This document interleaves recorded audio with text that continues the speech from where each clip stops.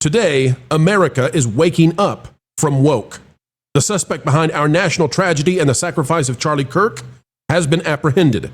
But the darkness that brought this act into existence is still fully out in the open. Legacy media is acting awfully, as you might sadly assume. But now, finally, cancel culture is being replaced. It's time for accountability culture. It's time for a turning point. USA. Hello, folks. Welcome back to the Pro Channel, where no matter what happens in this world, the sun still shines. The sun still shines. Folks, like many of you out there, I've been very angry. I've had unpleasant dreams at night. Not because I am seeking vengeance or anything like that, but no, because I can't get the thought out of my head about the innocence. I can't get the thought out of my head about the young lady and how she was treated on that subway, and how the person who did it had been arrested multiple times. And our system, we failed, and we have to demand better now. It's time for the demands to begin. Folks, click the like button, share, subscribe, click it, stick it to the algorithms. It is the notification bell. I've also been upset because, and this is affected my sleeping, and rightfully so, because I can't stand the idea that a family and a little girl watched her father's neck obliterated, and that was then gruesomely, terribly projected all over our country. And we all probably at this point have seen something that is gruesome and terrible and awful brought to somebody who did not deserve it. And I'm tired of it. And it's time now for the change. The person who most likely did this, the suspect, has been apprehended from Pierce Morgan. We're going to come back to Pierce Morgan in just a minute. Charlie Kirk's killer, Tyler Robinson, hated his opinions and thought he was a fascist, talking about Charlie Kirk. Yet ironically, he was and is the fascist, killing to silence opposing views. The woke left love to say speech is violent. It's not. Violence is. I'll just say to you folks, we're going to go through the legacy media in this video. We're going to go through and I'm going to show you how vile and disgusting they are. We all know, if you're an adult, we all know that pain and suffering exists. We all know that evil exists. That was no surprise. What may have shocked so many is the level of depravity and pathology that exists across our society. And it must be addressed. It must. We can no longer sit idly by. This is the battle of our generation. That battle pertains to the fact that as a little girl watched what I described earlier, and you all have seen it, that people cheered and they celebrated. As I said yesterday on the Pro Show, not even a snake acts so audaciously evil. Even a snake that waits for its prey to come across it and strikes it does not take joy in the suffering of its next meal. And to do that to someone who is innocent, someone who simply wanted to say, let's talk. Maybe you didn't agree with him. Hey, Stephen King, I'm not even going to put you up on the video today, but I'll just say, you took down your post. Yeah, you owe a lot more than that. For those of you who don't know, Stephen King was posting things that were untrue about Charlie Kirk. Flat out, totally untrue. Which is to say that after someone is annihilated, that you then attack their character now that they can't defend themselves again. Audacious. Harry Sisson, who needs to be now held to accountability culture. Bye-bye, Harry Sisson. Not physically, not threateningly, none of that. But you have no place in civilized society. Harry Sisson says the alleged, we'll be careful here on YouTube, the alleged suspect, wore a Trump costume back in 2017 definitely doesn't look like a crazy lib to me. You can see it's the suspect who has been turned in by the family. So law enforcement's not looking for anybody else, so that tells you what you need to know. It's that individual back in 2017 on a zombie Trump costume. So Harry Sisson, no one needs to, like, if you utter that name from here on out, Harry Sisson, it needs to be done so with disgust. Nobody is beyond redemption. Nobody is beyond finding the light. But we cannot be all right with people like Harry Sisson any longer. We cannot. The uncivilized cannot be given places of authority or power or positions of any kind of superiority inside our society. They will bring us to hell. They will bring, what's worse than what you all witnessed 2 days ago? These are the kinds of people who make it possible, who spin it, who lie. Their lives are, they just lie for a living. And now people aren't living because of their lies. We can't allow it anymore. It's not to say again that we're going to take justice into our own hands. No, that is what we just witnessed. Anti-justice, anti-truth. But we need to recognize what woke is. This is why we've preached against it day after day on this channel and tried to eradicate it from our entertainment. Because this is not left versus right. And I know that's going to make some of you angry. I want you to hang with me for like 5 minutes and give me a chance to explain that. Traditional left versus right would be you and I talking about tax brackets or debating immigration policies and how many people should immigrate to the United States on a given year. Left versus right would be us discussing what we think about federalism versus national control, states versus the feds. Instead, wokeism is something different. And yes, I know that wokeism has essentially taken over large parts of the left. Classical liberals now identify more with Republicans than those who have taken over largely their party. So what is wokeism? It's postmodern, neo-Marxism. Postmodern means they don't believe in truth. They believe in power. And you should be afraid of that. You should. And then after you get over being afraid of it, you should fight back against it. You should protest this. You should demand change. Charlie Kirk is but one of many people who have been devastated by violence. But this time, they went after someone who was espousing freedom of speech. They took out someone not because he said too much, but because too many people were listening to him. Wokeism is anti-truth. It is an affront to Western society. It is an affront to good. It is an affront to God. It is an affront to anything divine that you might see. It is an affront to humanity. Wokeism does not believe in objective fact, it believes in power. And the hour is here to demand that we stop giving it any credence or credibility, and rather that we view those who espouse it as dangerous indeed, because it is a pathology of the mind. The internet is a wonderful place. It's a great thing that the internet exists. However, in the dark recesses, the dark closets of places like Reddit and TikTok, this has been allowed to fester and now metastasize into our real world. We watched as the world came close to chaos last year, a millimeter away, as that object came whizzing by President Trump's ear. Now the tragedy has come this year. Now we can no longer sit with the mob, with the cancel culture crazies who decided they were going to upheave all of society and terrorize anybody who disagreed with them. They don't believe in truth. And if they don't believe in truth, they neither believe in God nor science. So that should unite all of you, whether you're theist or atheist, whether you're Christian or Jew, whatever you might do. They will celebrate, as we have seen, your demise, your violent, terrible, gruesome, public demise. They will celebrate it. Worse, they'll celebrate it if it happens to your children.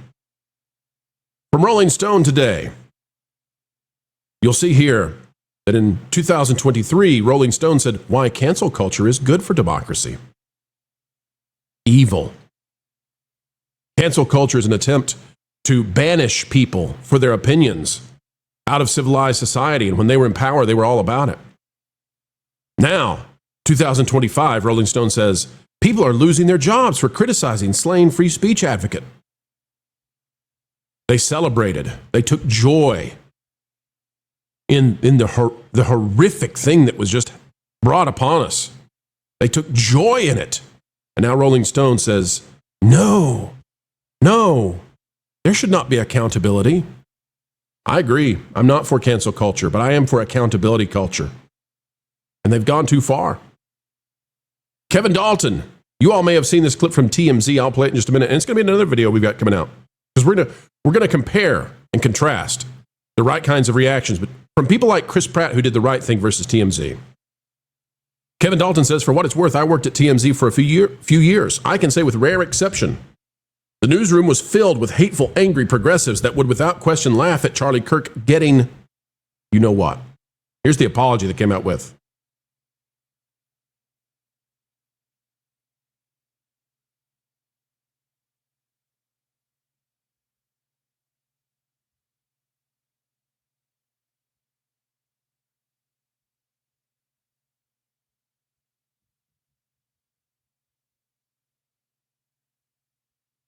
Well, folks, it looks like this has been taken down, or at least it's not going to play. So I don't know what's going on. I don't know if TMZ got wise to what's going on in terms of how their lies are being exposed.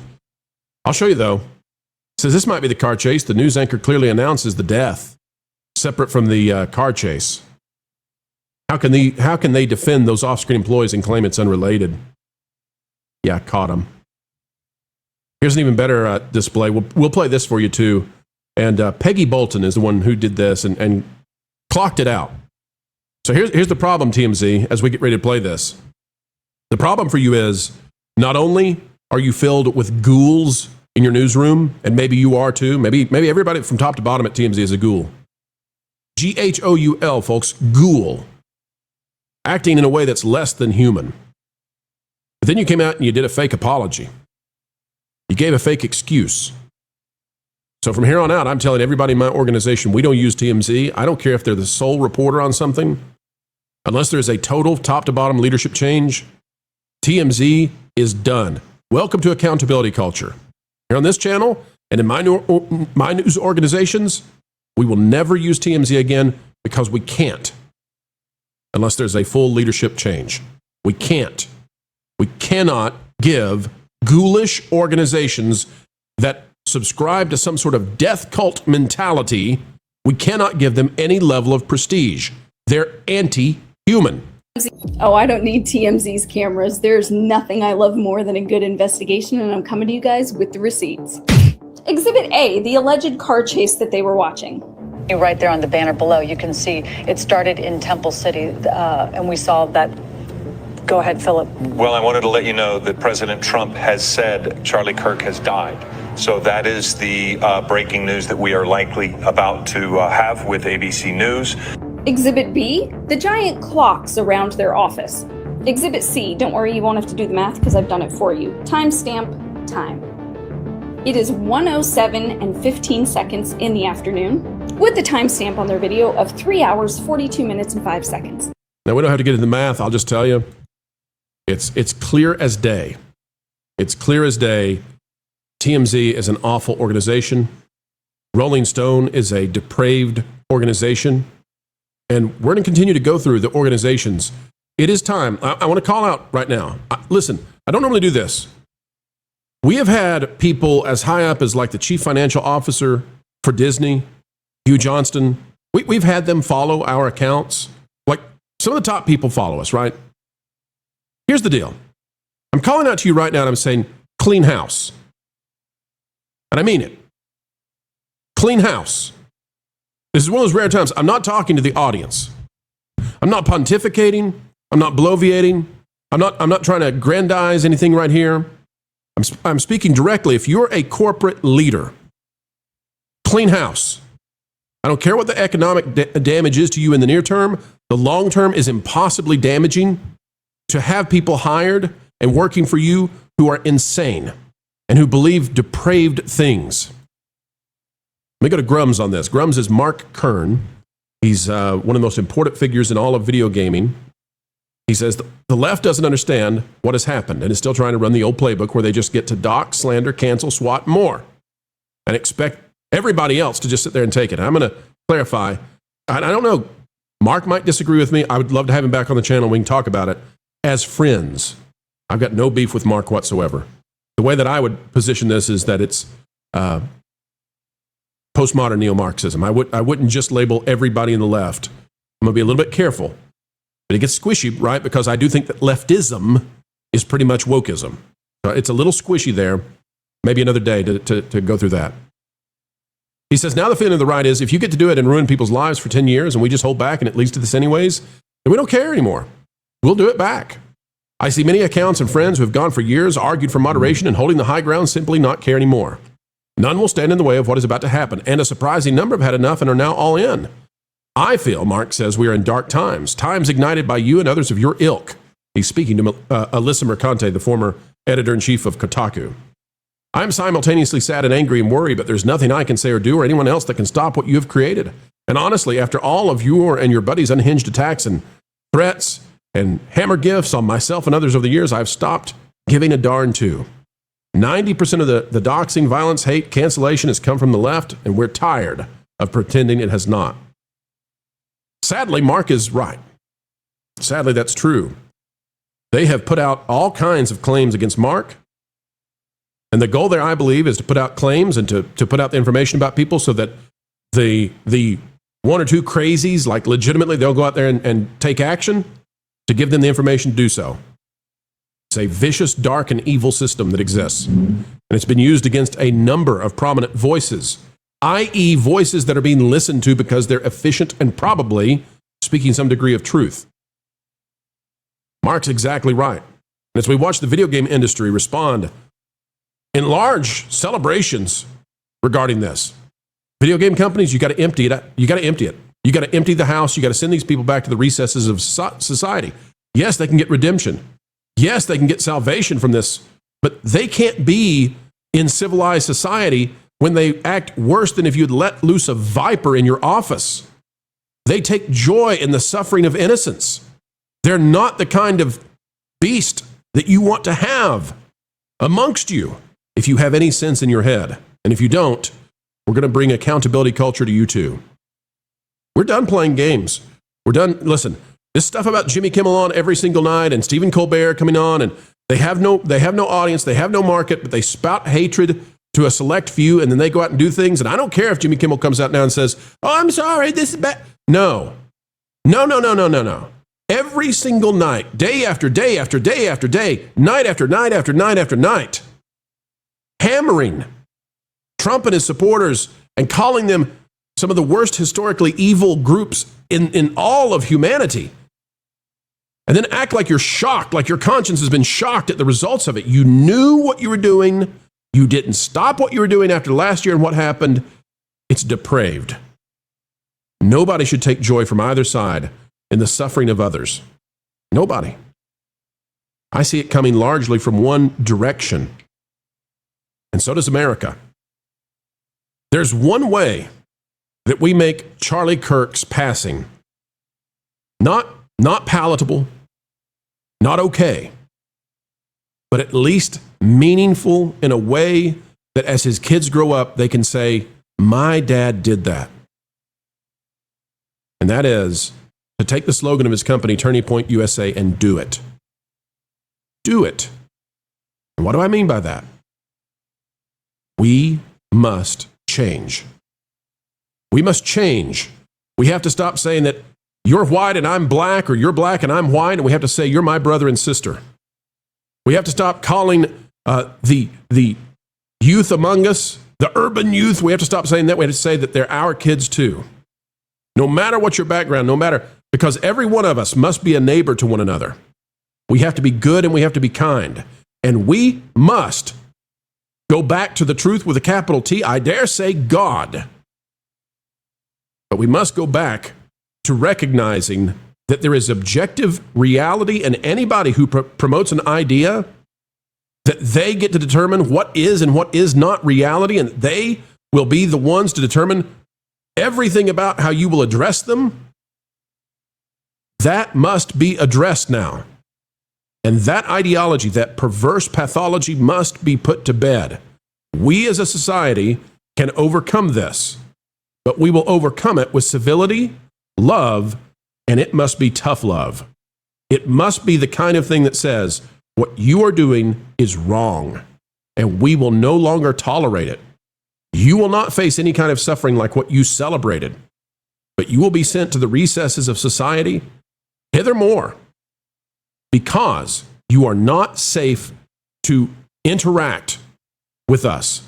No longer will you be arrested 14 times and set free. No longer will we allow NGOs and money laundering and all kinds of terrible things that promote these kinds of pathologies.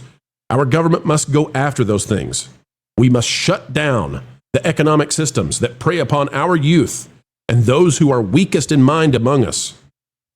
We must disabuse those who believe that they will win through threats and harassment and all of these terrible things. We must disabuse them of that belief. And it will not come by us acting out in the same way that they have, but it will come out through accountability culture, where we say, enough. Finally, I'll show you this. From Piers Morgan. It says, why would I care about a mass killer being misgendered? I'll play this, and I just want you to realize what world we've been in. And this is how we'll end it. What mainstream media did there, in the guise of NBC, I think it was, they issued a public apology for misgendering the trans murderer who was dead. We apologize for not using the right pronouns. Oh, piss off. Seriously. Exactly. And in this I mean, what is the mainstream media doing when they think the most important thing? And you wonder why I call you far right.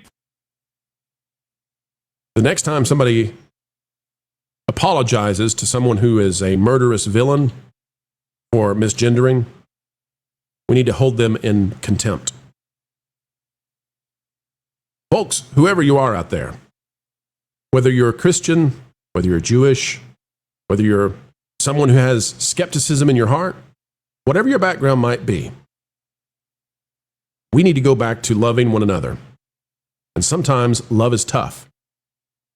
Sometimes we set respectful and appropriate boundaries to make sure that while we are willing ourselves to turn the other cheek, that we will not watch others be mistreated. And for far too long, that has been happening. We have let empathy run amok. We have placated those who play with our lives and celebrate when it's game over. They want game over for society. They are petulant. They are toddler-esque. And like toddlers, it's time for a timeout. That's not a threat. That's me saying that as a society now in the United States, and may this spread to every other Western nation and then beyond, we're going back to the cause of truth with a capital T. We're going to hold our corporations and our government leaders accountable. We will not stop. The time has come to demand that we will go back to being a nation that has boundaries in place for those who do wrong, for companies that make money, and government entities and political parties that make money and gain power through pathology. And we will permit it no more. Like, share, subscribe. Click it, stick it to the algorithms. It is the notification bell. Drop a comment down below. Let us know your thoughts. And until the next time, keep learning, keep growing, and never, ever, ever, ever stop, even in the face of evil, having fun.